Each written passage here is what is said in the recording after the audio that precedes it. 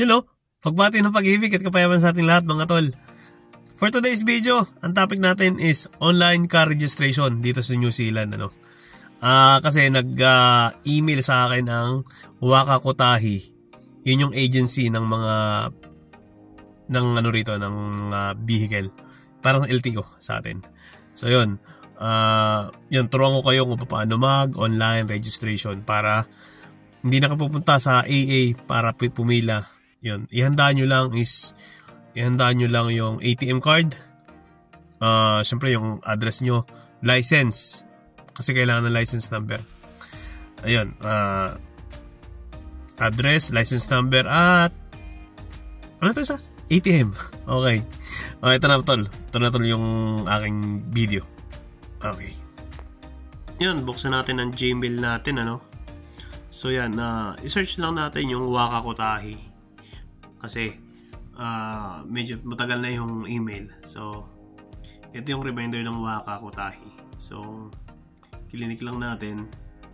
At tapos yan, mababasa natin dyan.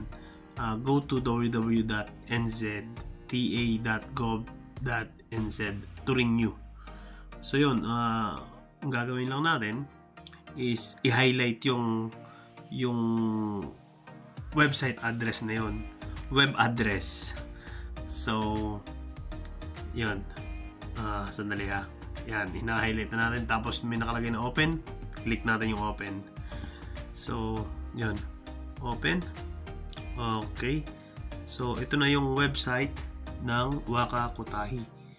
So may makikita tayo sa parting taas, yun, i-zoom natin, nakalagay dito Renew Vehicle License Rego.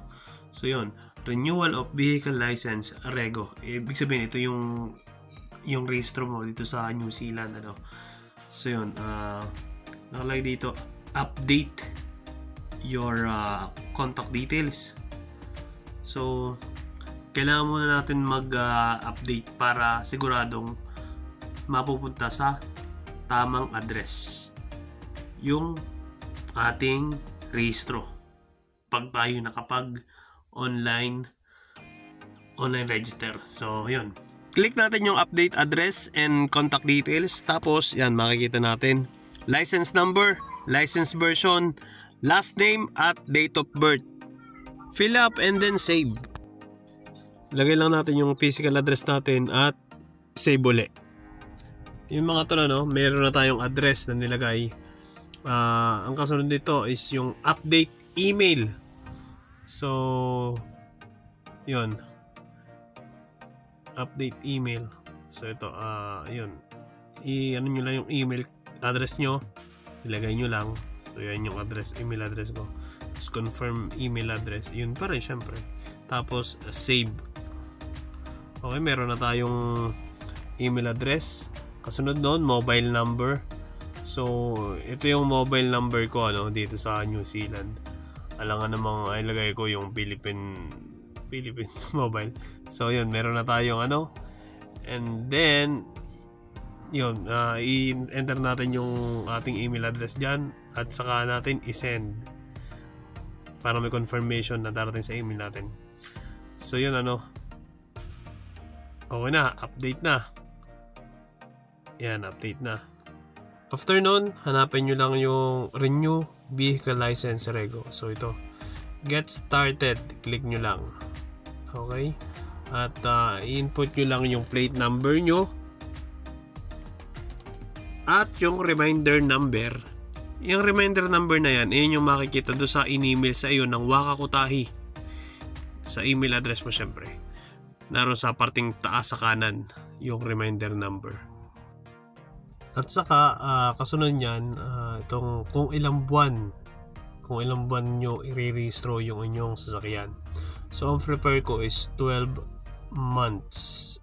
Yun, after nyo mapili yan, at saka yung text box, yun, kunin muna natin yung reminder number sa ating email address. So ito yun, andyan sa attachment. So yun, pinindot natin yung attachment at nasa PDF yan, PDF, kaya ganyan, Adobe Acrobat ang lalabas. So nasa parteng taas kanan, yun, yan, sinusum ko na, no? Yan, ang nakalagay dyan is 149461. So, yun yung aking reminder number na ilalagay dun sa yan, dito sa may reminder number na yan. Okay? So, yun. So, pagkatapos nyo ng yan, click continue. Ma-input lahat, click continue. So, yan na yun. So, ito na yung yung details ng ating in-input,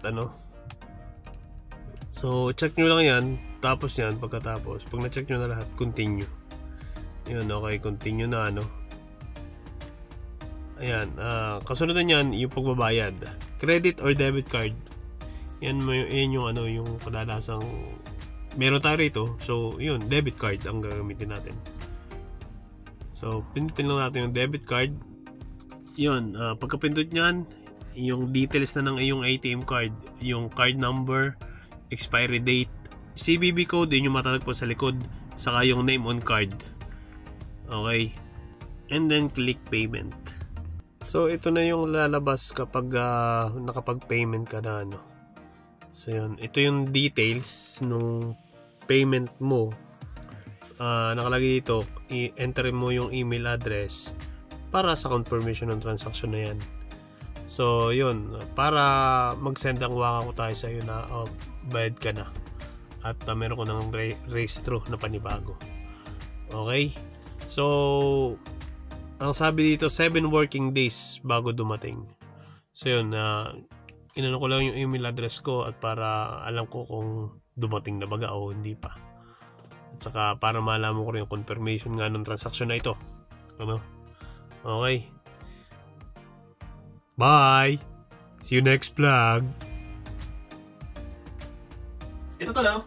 May nagpadala sa akin ng sulat. Ito yung wakag galing sa mga kutahi. Ito na yung aking registration o rego kung tawagin dito. Ito yung aking registro ng kotse. So yun, saan natin, So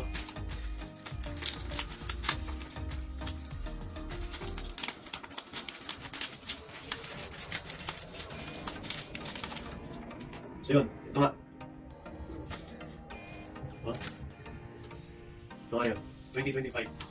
So yun, meron tayo. Galing sa online to. Galing no? After 7 days, ng paghintay, dumating din.